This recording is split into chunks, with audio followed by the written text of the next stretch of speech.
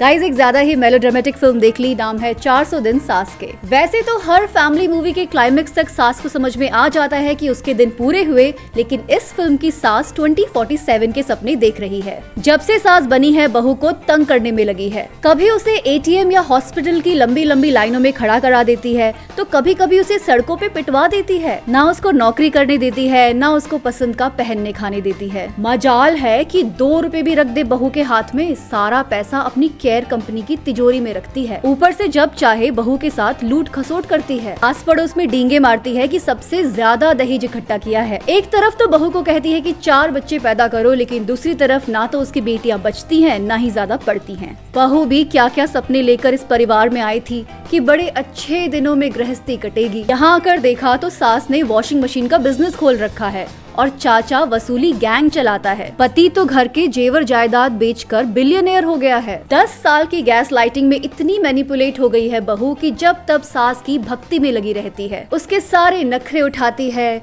उसकी चुगलियों को मोहल्ले में फॉरवर्ड करती है, और तो और उसके लिए गोबर खाने को भी तैयार है। क्लाइमेक्स आते आते कहाँ तो सास को सॉफ्ट हो जाना था, लेकिन ये सास तो और भी हार्ड लाइनर बनती जा रही है। अब तो लगता है कि बस बहू का खून चूस कर वेम्पायर बनने की तैयारी है। और वैसे भी जस्टिस और डेमोक्रेसी के मर्डर का सास को अच्छा एक्सपीरियंस है, तो ये बहू उसके सामने क्या चीज है। अब बहू के सामने नई डिमांड रख दी है कि घर से 400 तोला सोना लाए। उसके नखरों से थक चुकी बहू ने भी हाथ खड़े कर लिए हैं कि मुझसे ना हो पाएगा। इस सास बहू की लड़ाई तो होकर रहेगी। आप किसके साथ हैं?